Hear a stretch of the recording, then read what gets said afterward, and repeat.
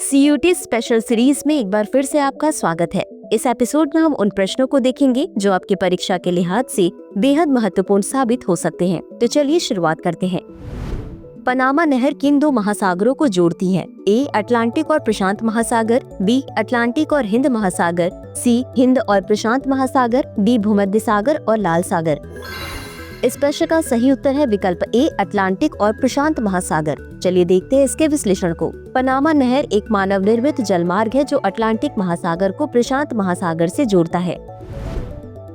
अगला प्रश्न है, पैराडाइज लॉस्ट किसके द्वारा लिखी गई है? A John Milton, B William Shakespeare, C Geoffrey Chaucer, D Edmund Spenser. इस प्रश्न का सही उत्तर है विकल्प ए जॉन मिल्टन। चलिए देखते हैं इसके विश्लेषण को। जॉन मिल्टन ने 1667 में प्रकाशित पैराडाइज लॉस्ट लिखा था जो मनुष्य के पतन की बाइबल की कहानी पर आधारित है। अगला प्रश्न है, लॉर्ड हैड्रॉन कोलाइडर के लिए जाने जाने वाली सर्न प्रयोगशाला किस देश में स्थित है? A Switzerland, B France, C Germany, D संयुक्त राज्य अमेरिका।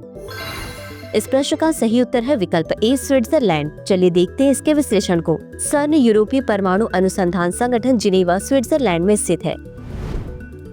अगला प्रश्न है, मनोवैज्ञानिक विकास का सिद्धांत किसने विकसित किया? A Sigmund Freud, B Carl Jung, C Erik Erikson, D John Watson. इस प्रश्न का सही उत्तर है विकल्प सी एरिक एरिक्सन। चलिए देखते हैं इसके विश्लेषण को। एरिक एरिक्सन ने मनोसामाजिक विकास का सिद्धांत विकसित किया जो मानव विकास के 8 चरणों की रूपरेखा तैयार करता है।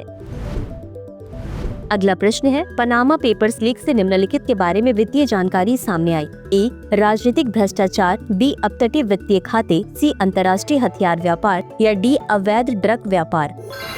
इस प्रश्न का सही उत्तर है विकल्प बी अपतटीय वित्तीय खाते। चलिए देखते हैं इसके विश्लेषण को। 2016 में पनामा पेपर्स लीक ने उजागर किया कि कैसे हाई प्रोफाइल व्यक्ति और नेता करों से बचने के लिए अपतटीय खातों का उपयोग करते थे।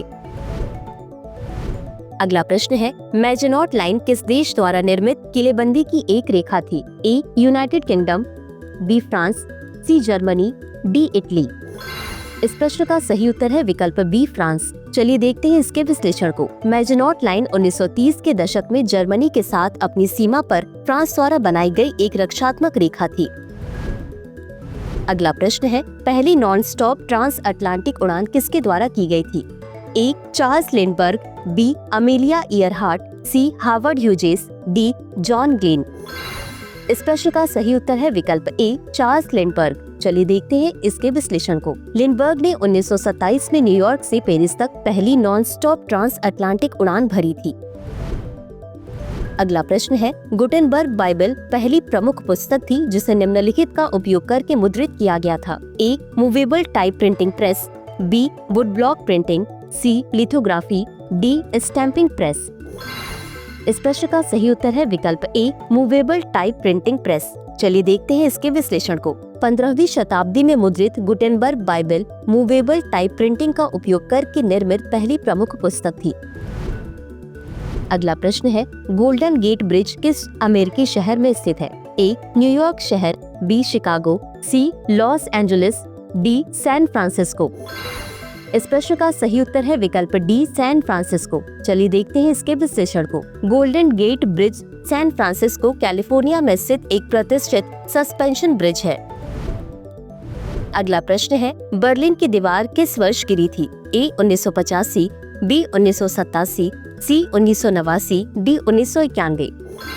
इस प्रश्न का सही उत्तर है विकल्प सी 1989। चलिए देखते हैं इसके विश्लेषण को। बर्लिन की दीवार 1989 में गिरी थी जो शीत युद्ध की समाप्ति का प्रतीक है। तो चलिए अंत में देखते हैं आज के अभ्यास प्रश्न को। असहयोग आंदोलन कब शुरू हुआ था? ए 1920, बी 1921, सी 1922, डी 1923। इस प्रश्न का उत्तर कमेंट बॉक्स में जरूर दें। आज के लिए बस इतना ही। धन्यवाद।